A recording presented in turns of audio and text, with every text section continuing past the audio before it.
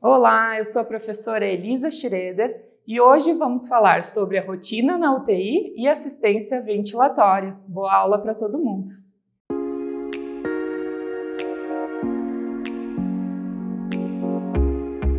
Hoje falaremos de rotinas da UTI e assistência ventilatória. Nas rotinas da UTI e assistência ventilatória, falaremos um pouco sobre a UTI, né? A equipe de profissionais que atuam na UTI é composta por médicos, enfermeiros, técnicos de enfermagem, fisioterapeutas, nutricionistas, técnicos administrativos, farmacêuticos, entre outros profissionais. E essa assistência aos pacientes ela ocorre durante 24 horas ininterruptas, sendo que os profissionais revezam em 3 turnos de trabalho. Então, é uma grande equipe, né? Essa assistência ela ocorre o tempo inteiro, né? Durante o dia, durante a noite, e ela conta com todos esses profissionais para ter um funcionamento, né? E poder ajudar esses pacientes.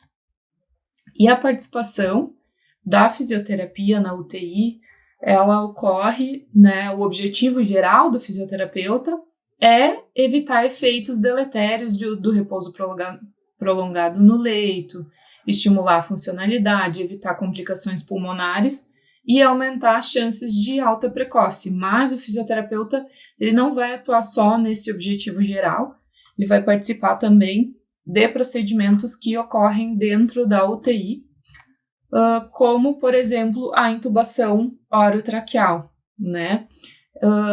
O fisioterapeuta ele pode participar de transporte de paciente em ventilação, na montagem e no teste do ventilador mecânico, e ele sempre deve participar de procedimentos que envolvam a ventilação do paciente.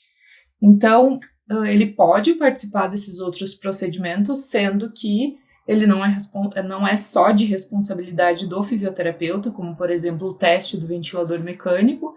Ele é multidisciplinar, o técnico da enfermagem pode fazer, o enfermeiro, e também quando o fisioterapeuta estiver ali disponível, ele pode testar o ventilador mecânico que será usado no paciente. Mas nos procedimentos que envolvem a ventilação, o fisioterapeuta deve estar sempre presente. Então, por exemplo, como que é a participação do fisioterapeuta na intubação orotraqueal? A intubação ela é feita pelo médico, né? Mas o fisioterapeuta ele tem um papel muito importante e aqui eu citei os procedimentos que ele faz, né? Que nós fazemos antes, durante e após a intubação. Então, antes da intubação, a gente vai preparar o material da ventilação, a gente vai verificar se o ventilador ele está testado, né? Se ele não estiver testado, a gente vai testar. Vamos preparar o material de aspiração, se precisar. Vamos ver se o ambu está funcionando direitinho, se ele está conectado na parede de oxigênio, né? Enquanto que os outros profissionais, como o médico, vai estar ajustando ali o posicionamento do paciente, vai estar verificando o tubo, o enfermeiro vai ficar responsável pelas medicações, né? Então, a nossa participação ela é muito importante na intubação orotraqueal também. Durante, a gente vai ventilar o paciente com o ambu conectado ao oxigênio e assim que o médico intubar esse paciente, colocar o tubo, a gente vai conectar o paciente intubado ao ventilador, tá? Tudo isso, né, o médico vai testar para ver se sim, o tubo tá no lugar certo, tá no pulmão, não tá no estômago, né? A gente vai auscultar para ver se está ventilando bem. Enquanto que o médico ausculta, a gente vai ventilando o paciente com o ambu, né? Ó, tá ok, o paciente está entubado mesmo, conectamos o paciente ao ventilador. Após a intubação, a gente vai insuflar o cuff, né? Que é aquele balãozinho que prende o tubo na traqueia do paciente, vai mensurar a pressão. Esse balãozinho ele não pode estar com uma pressão excessiva, nem com uma pressão abaixo do nível, porque senão pode ter escape na ventilação. Vamos auscultar o paciente para verificar a posição do tubo, se o paciente está sendo ventilado bilateralmente. A gente pode também auxiliar na fixação do tubo, porque assim que o paciente é entubado, a gente precisa passar uma fixação ao redor desse tubo e fixar no rosto do paciente para não ter perigo de extubação, né, acidental. E a gente vai ajustar os parâmetros da ventilação mecânica.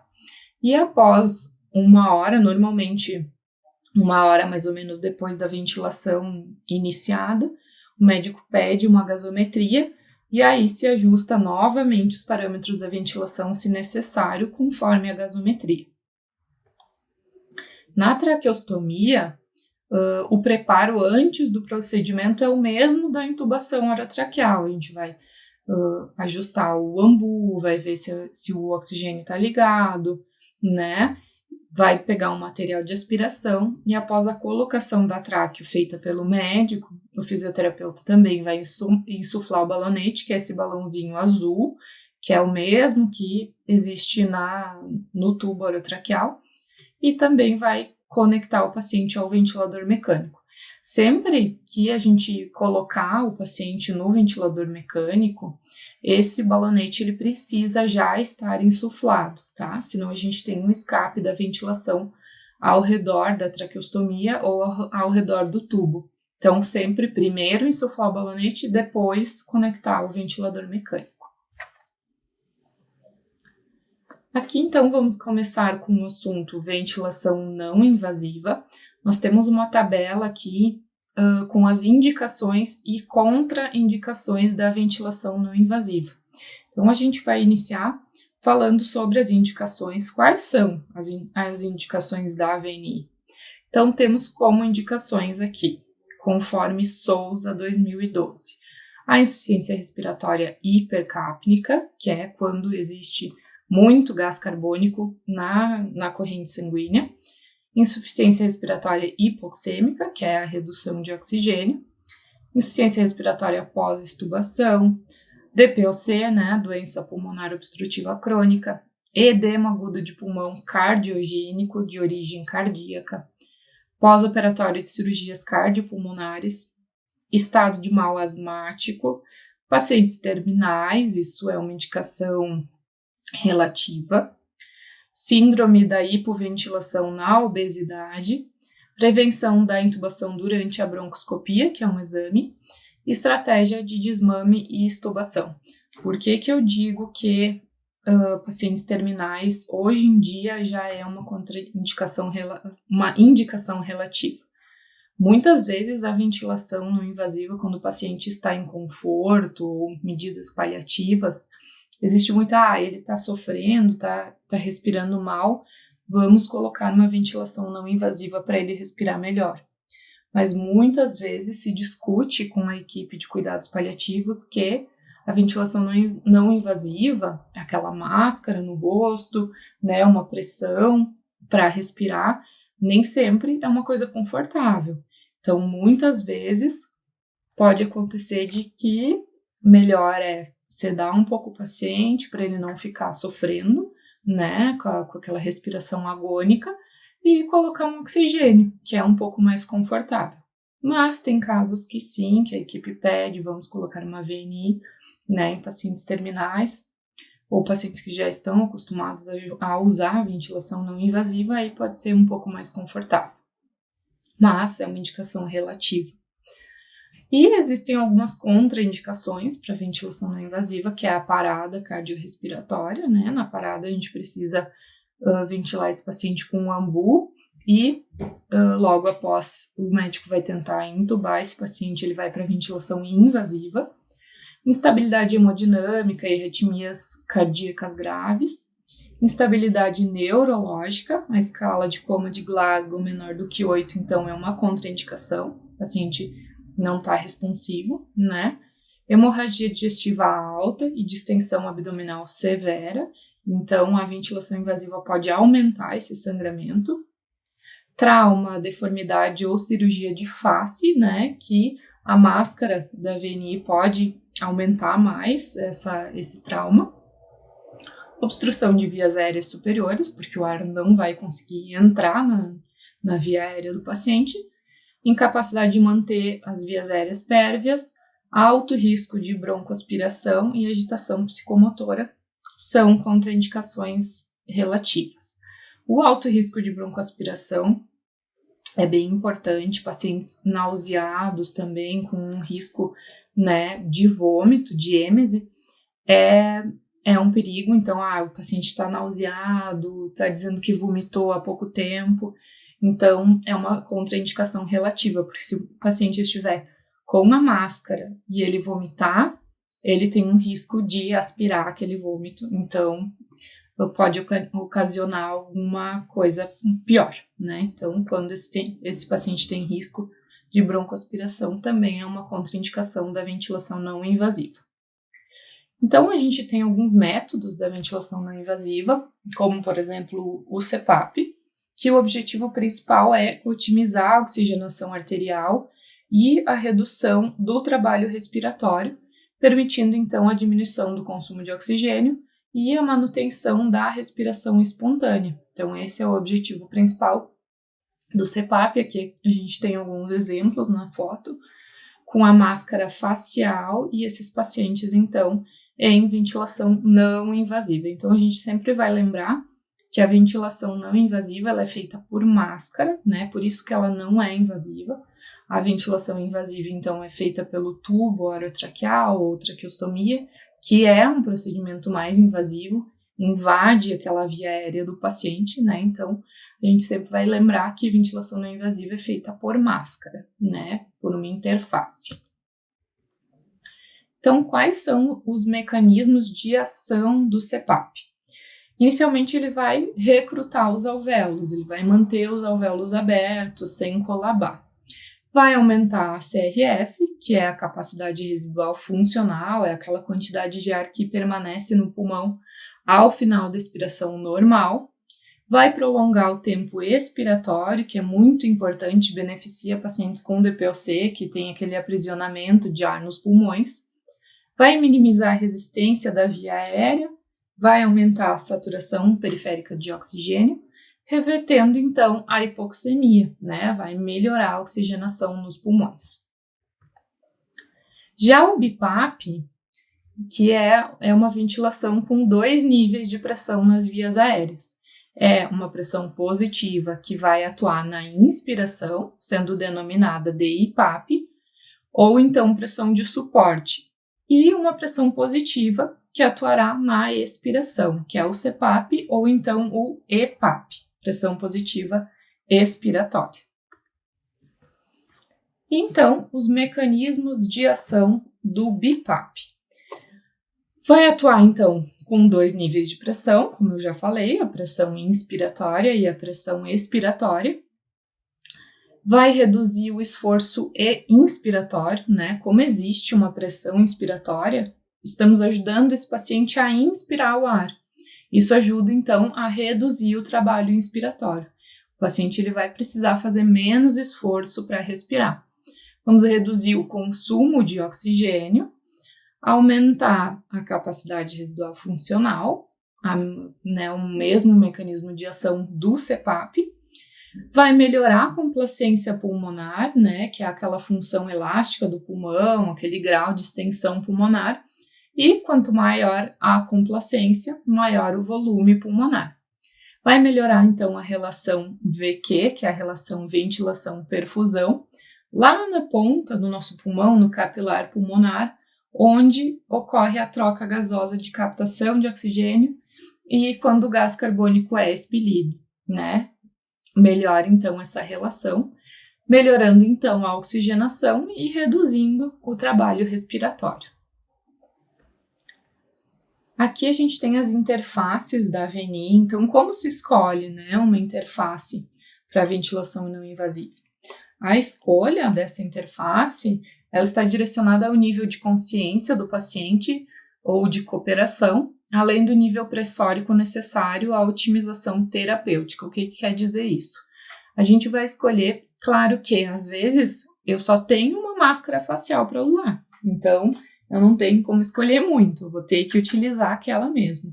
Mas, por exemplo, se eu tenho todos esses exemplos aqui, eu tenho uma máscara facial, uma máscara nasal, uma full face, que pega o rosto todo, e um capacete. O capacete eu vou dizer para vocês que é bem mais difícil de ter, né, nos nossos atendimentos no hospital.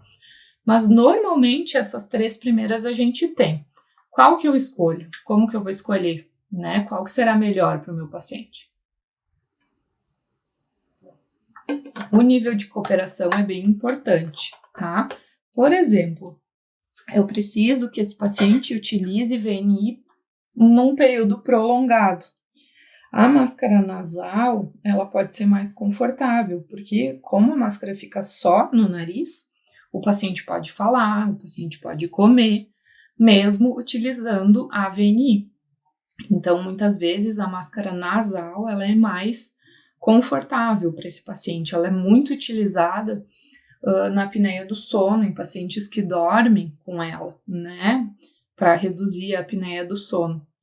A máscara facial, normalmente, é a que a gente mais tem nos serviços de fisioterapia nos hospitais, né? Ela pega nariz e boca, mas ela pode muitas vezes fazer lesão no nariz. Como a gente precisa ajustar ela muito presa no rosto para não ter escape de ar ao redor da máscara, muitas vezes ela faz lesão nasal, né? Então a gente precisa aplicar uma proteção e aí depois colocar a máscara. Ou então trocar a interface, colocar uma full face, que é esse nosso terceiro exemplo, que vai pegar testa e queixo, não vai pegar a parte nasal.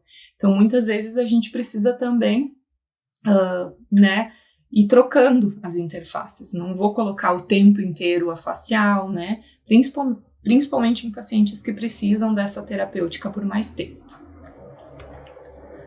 Quais são os ajustes iniciais, então, da ventilação não invasiva? A gente vai utilizar uma pressão inspiratória de 8 a 10 centímetros de água, com uma pressão expiratória de 3 a 5 centímetros de água, com um volume corrente de 8 ml por quilo. Como que eu calculo, então, o volume corrente? Primeiramente, a gente vai fazer um cálculo do peso ideal. Esse cálculo ele é diferente para homens e mulheres, né? Então, eu vou dar um exemplo calculando o meu volume corrente. Qual o volume que eu precisaria, né, caso estivesse em ventilação mecânica? Então, a gente tem que fazer essa multiplicação ali, 45,5 mais o 0,91 vezes a altura, menos 152,4 centímetros. Então, né, como a matemática, primeiro a gente vai fazer o que está entre parênteses, a altura menos o 152,4 vezes o 0,91 mais 45,5. O meu resultado de peso ideal seria de 72,4. Eu já fiz o meu cálculo, né? Então, depois que a gente tem o cálculo do peso ideal, a gente vai multiplicar, por exemplo, o meu 72,4, eu vou multiplicar por 6 e depois eu vou multiplicar por 8. Então, eu vou ter uma faixa de como seria o meu volume corrente ideal. O meu volume corrente ideal seria de 434 ml até 579 ml. Então, essa seria a minha faixa. Então, o mínimo de volume que eu preciso é de 434 e o máximo de 579. Então, eu vou ajustar, conforme você ajusta a pressão inspiratória, quanto maior a pressão inspiratória, maior o volume. Então, para eu conseguir chegar num volume de 434, por exemplo, eu preciso ir aumentando a minha pressão inspiratória e no ventilador mecânico vai aparecer o volume corrente, né? Então, o volume corrente ele é proporcional à pressão que eu vou setar no ventilador mecânico. Então, esses são os ajustes iniciais, a gente seta e a gente vai ver o volume, né? E aí vai ver se eu preciso aumentar a pressão inspiratória, né? Então, façam aí a conta e anotem quanto seria o peso ideal e a sua faixa de volume corrente. Primeiro a gente calcula, homens e mulheres, né, o seu peso ideal, depois multiplica por 6 a 8, que a gente vai ter a faixa de volume corrente ideal. E o que acontece se o meu volume estiver menor, né? A minha faixa é de 434, mas se alguém colocar a VNI em mim e colocar esse volume menor do que 434. O que acontece? Abaixo, a gente só ventila quando o paciente está com uma inflamação muito grande, isso na ventilação invasiva, né? A gente precisa ventilar com uma ventilação protetora. Então, a gente precisa de níveis baixos de volume para não aumentar essa inflamação no parênquima pulmonar. E se eu aumentar, se eu der muita pressão e o meu volume corrente vai lá a 600 ml, e a minha faixa ideal é de 579, o máximo, né? Tá, 600 não é muito mais do que isso, mas vamos lá, coloquei um IPAP de 12 e o meu volume corrente foi a 700, 800 ml por quilo. Então, o meu volume corrente ele está muito acima. Então, eu tenho um risco de volotrauma, que é um trauma no parênquima pulmonar por excesso de volume, né? Então, eu posso causar lesão nesse pulmão por ventilar esse paciente com um volume muito grande. Então, esses ajustes são bem importantes e a gente precisa fazer o cálculo para não causar mais problemas para o nosso paciente. Já na ventilação mecânica invasiva, né? Vamos iniciar na ventilação invasiva. O ventilador mecânico ele é um dispositivo que ele tem o objetivo de substituir a função da ventilação do sistema respiratório para proporcionar, além de um repouso muscular respiratório, uma adequada ventilação alveolar e uma adequada oxigenação arterial de acordo com a necessidade do paciente. Então, aquele paciente ele está precisando, ele tem indicação de ventilação invasiva, como por exemplo, vocês lembram? O que era contraindicação de ventilação não invasiva? Uma parada cardiorrespiratória. Então, esse paciente ele vai precisar que a sua função de ventilação do sistema respiratório seja substituída pelo ventilador mecânico. E a gente tem fases na ventilação mecânica invasiva. Por exemplo, a fase 1, que é a fase inspiratória. Existe uma válvula de fluxo dentro do ventilador mecânico, que essa válvula ela é aberta e os pulmões são insuflados, né? Existe a inspiração, vencendo as resistências elásticas e resistivas do sistema respiratório. Na fase 2, que é a ciclagem, é a mudança da fase inspiratória para a fase expiratória, lá no finzinho da inspiração. Na fase 3, é a fase expiratória, então a válvula exalatória abre e os pulmões se esvaziam passivamente, tá? Não existe uma força que a gente precisa para o pulmão fazer a fase expiratória. A gente esvazia essa pulmão sem a força dos músculos. E o disparo, né, que é a passagem da fase expiratória para a fase inspiratória para recomeçar um ciclo. O disparo, ele pode ser de volume ou pressão, né? Vamos dizer, o paciente precisa vencer um volume ou vencer uma pressão para ocorrer o disparo da ventilação, para iniciar uma nova fase inspiratória. Ou a tempo, né? Em ventilação controlada, a gente vai colocar uma frequência respiratória, então a cada segundo vai ocorrer uma nova inspiração. Né, um impulso necessário para começar uma nova inspiração.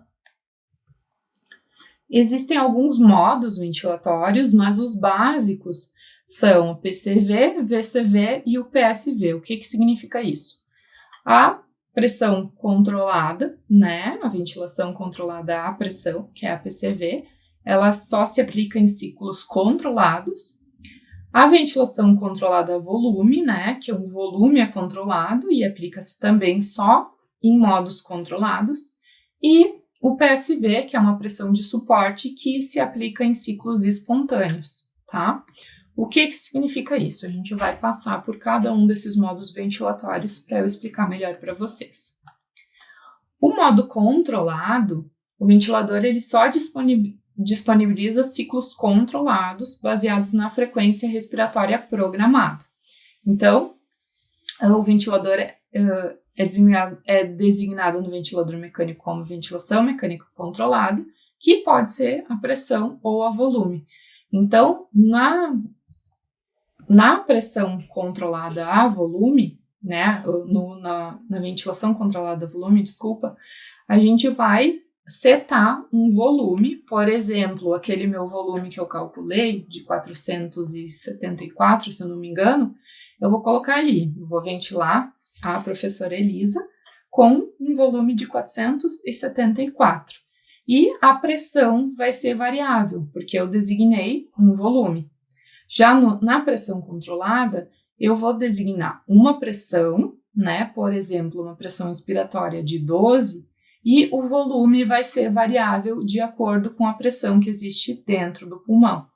Então, quando eu coloco o ventilador mecânico, né, a ventilação controlada à pressão, a gente seta uma pressão e o volume vai ser variável.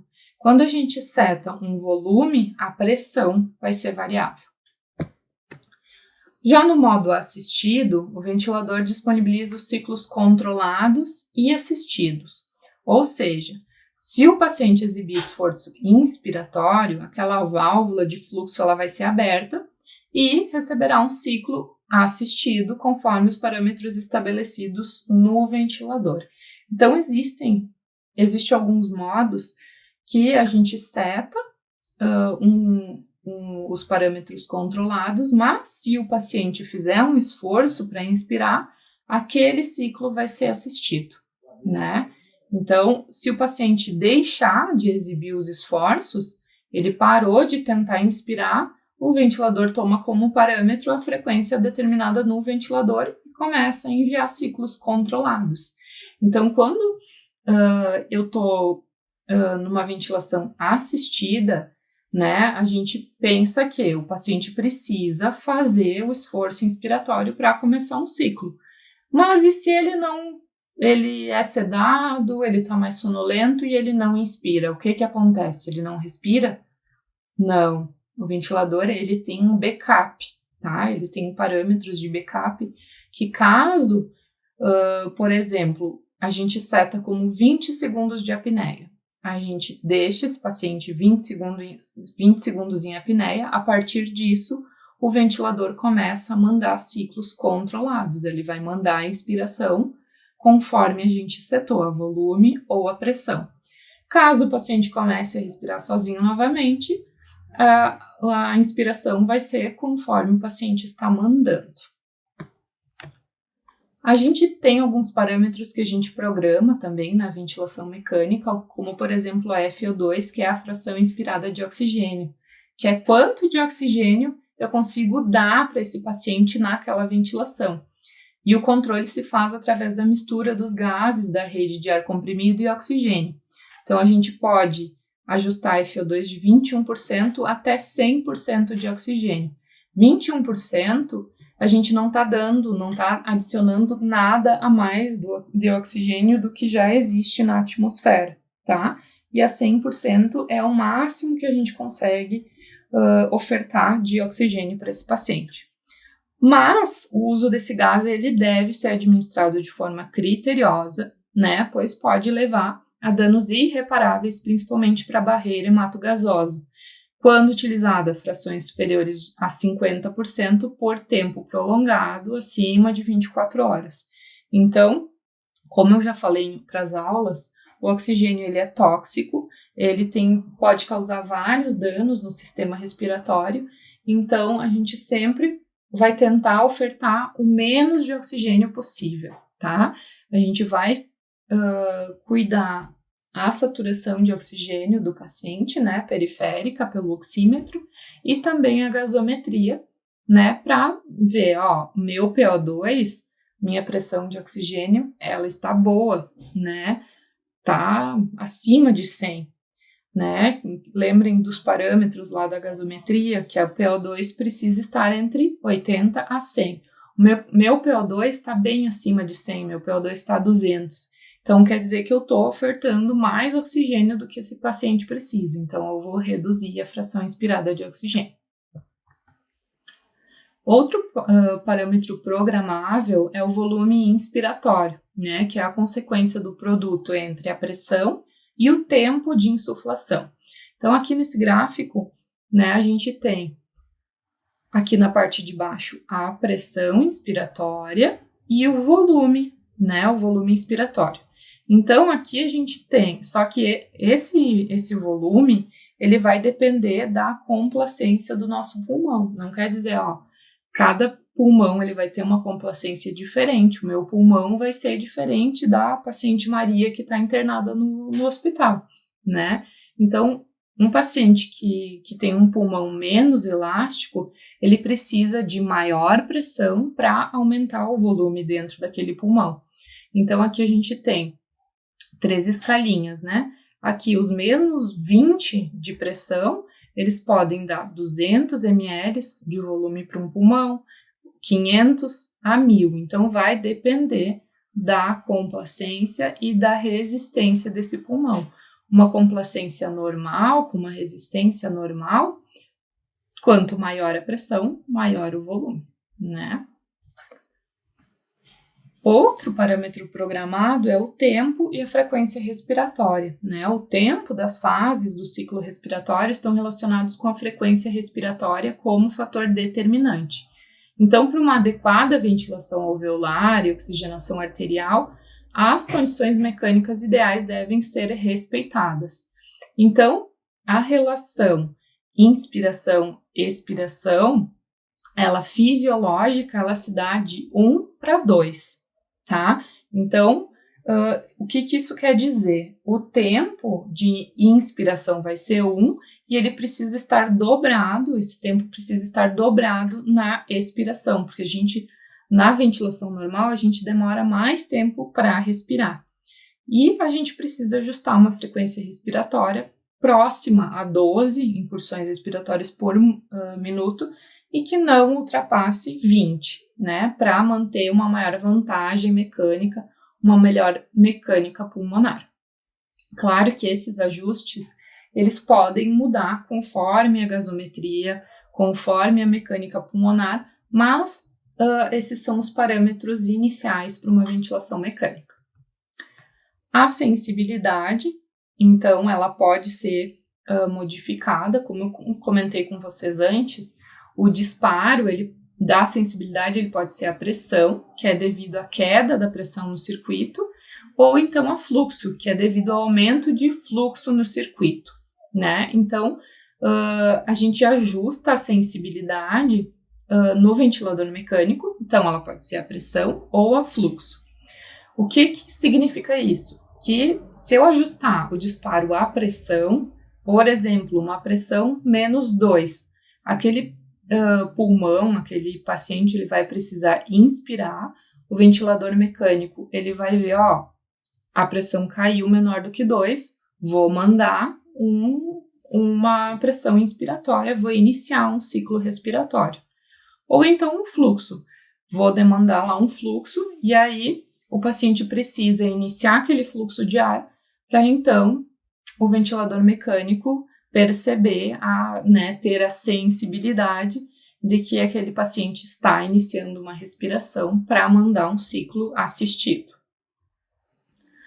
A PIP, então, que é muito importante na ventilação mecânica, que ela é a pressão nos pulmões, a pressão alveolar no final de cada expiração.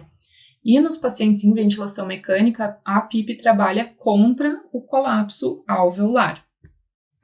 Aqui a gente tem alguns efeitos fisiológicos da PIP. Então, os efeitos fisiológicos da PIP são vários. Por exemplo, manutenção da pressão positiva no final da expiração, né? A gente vai manter essa pressão no final da expiração. Vai aumentar a PaO2, a pressão, né, de oxigênio, e vai diminuir a PaCO2, vai diminuir o gás carbônico no sangue. A redistribuição do líquido alveolar, o aumento da capacidade residual funcional, diminuição do shunt pulmonar. O que é o shunt pulmonar? Ele ocorre geralmente quando o alvéolo está cheio de líquido, né, como em doenças como a insuficiência cardíaca ou no edema agudo de pulmão, fazendo com que essas partes do pulmão, onde existe líquido, elas não sejam ventiladas, né, embora ainda estejam perfundidas pelos capilares.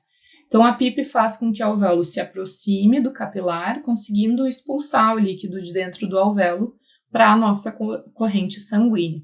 Então, vai melhorar a troca gasosa, vai aumentar o volume residual pulmonar, aumentando, então, a complacência e diminuindo a resistência pulmonar.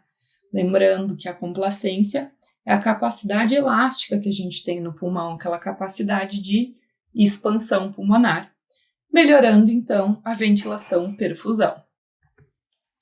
Alguns efeitos, então, hemodinâmicos, na hemodinâmica do paciente. A PIP, ela diminui o retorno venoso, diminuindo, então, também o débito cardíaco, que é o volume de sangue que existe dentro do nosso coração e que o coração vai mandar para o nosso corpo. Ele aumenta, a PIP pode aumentar a resistência vascular pulmonar, aumentando a pós-carga do ventrículo direito. O que significa isso? A PIP reduz o volume de sangue que entra na circulação pulmonar e cardíaca, por aumentar a resistência vascular pulmonar, né? A vasculatura pulmonar, como por exemplo, aumenta a resistência na artéria pulmonar, aumentando então a pós-carga do ventrículo direito, que é a força que o ventrículo precisa fazer para enviar o sangue para os pulmões, né? Então, existe um aumento dessa resistência, dificultando que o sangue chegue no pulmão, né? Então, quando a PIP ela é muito elevada, né, ela pode acontecer isso. Pode aumentar também a pressão intracraniana e promover barotrauma, que é o trauma no parênquima pulmonar por excesso de pressão.